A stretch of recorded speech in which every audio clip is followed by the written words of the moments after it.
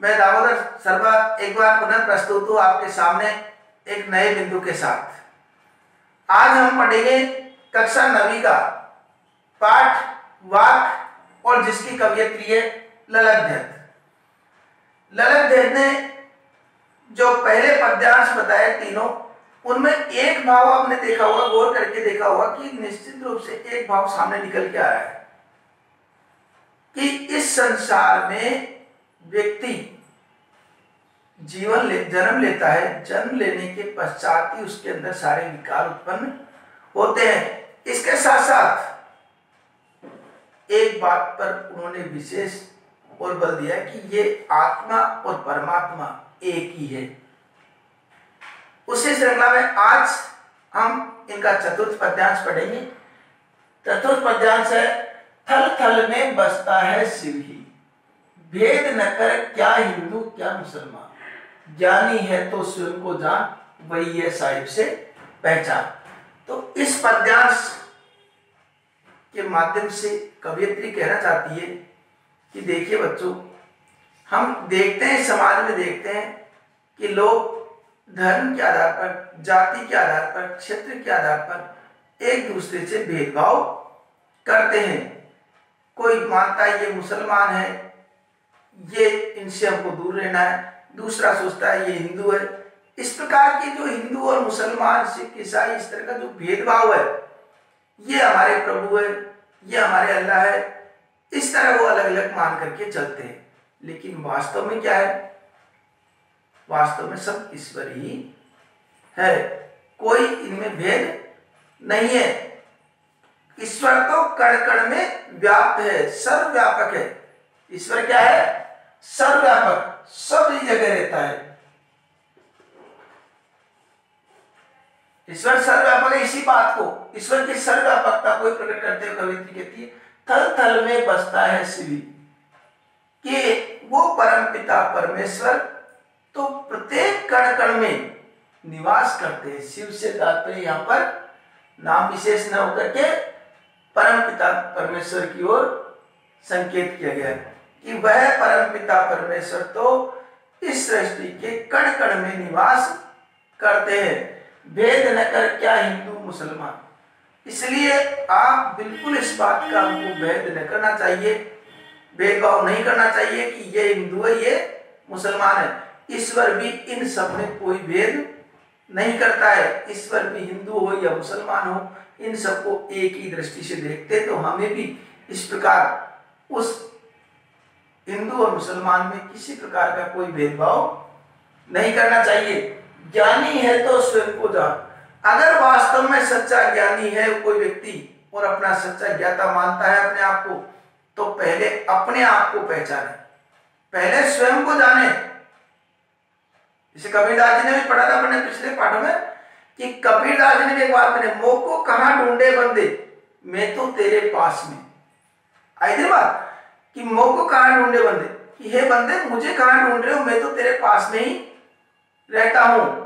इस तरह की बात कि उसको किसी मस्जिद, मंदिर, गुरुद्वारा, इन सब में कहीं भी ढूंढने की कोई आवश्यकता नहीं है। ईश्वर तो सबके हृदय में निवास करते हैं। उसी बात को इन्होंने प्रकट किया कि ज्ञानी है तो स्वयं, अगर सच्चा ज्ञानी है, सच्चा ज्ञानी है तो पहले अपने आप को पहचानो, वही है साहिब से पहचान। और जिस व्यक्ति ने अपने आप को पहचान लिया, अपनी आत्मा को पहचान लिया, इससे अच्छा और ईश्वर से कोई पहचान नहीं हो सकती।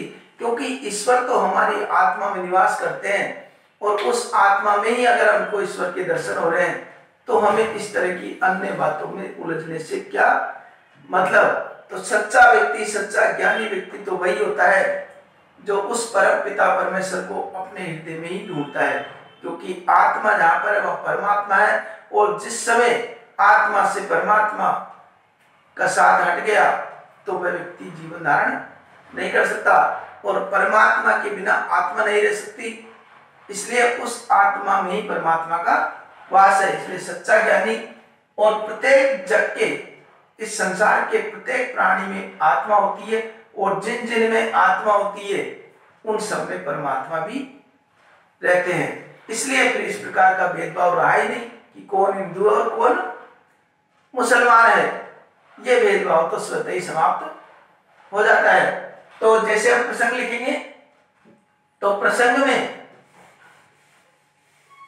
अर्थ व्याख्या हमको समझ में आ गई होगी। सहजिए सरलिए अभ्यास करेंगे तो अपने आप लिखने में आ जाएगी। अब प्रसंग में देखिए, सब में लिखा था अपने पहले पद्यांश में भी कि प्रस्तुत पद्यांश, भाषा वही रहेगी, प्रस्तुत पद्यांश हमारी पाठ्य पुस्तक, पाठ्य पुस्तक का नाम लिख देंगे क्षितिज के अंतर्गत, क्षितिज के अंतर्गत कवयित्री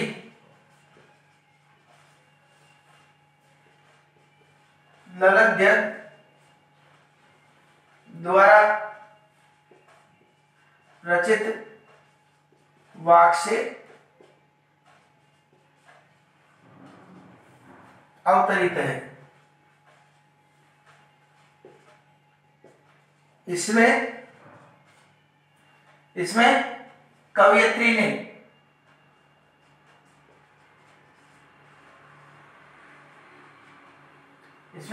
ने क्या बताया? ईश्वर की सर्वव्यापकता का वर्णन किया। ईश्वर की सर्वव्यापकता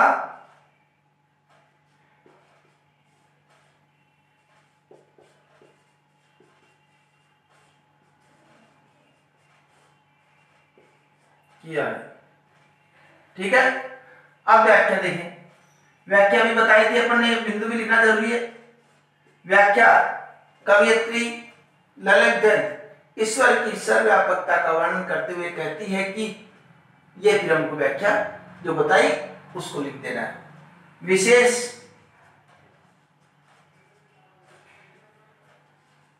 भाषा, सरल, सुबोध व प्रवाह में है।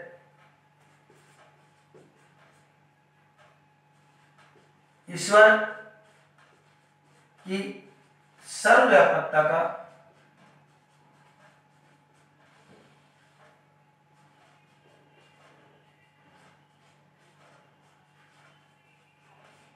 चित्रण हुआ है। ईश्वर की सर्वव्यापकता का बहुत सुंदर इसमें चित्रण हुआ है। इस प्रकार हमको व्याख्या कर देनी है। प्रसंग भी लिखना है, व्याख्या भी लिखनी है और विशेष भी लिखना है, जब जाकर हमारी सर्वप्रसंग व्याख्या संपन्न होती है। ठीक है, आशा करता हूं आपकी ये पद्यांश भली प्रकार समझ में आ गया होगा। और एक बात और कहना चाहूंगा कि अगर आपने अब तक इस चैनल को सब्सक्राइब नहीं किया हो तो सब्सक्राइब कर लीजिए, क्योंकि आने वाले विषय और भी रोचक विषय आपके समक्ष में लेकर आता रहूंगा।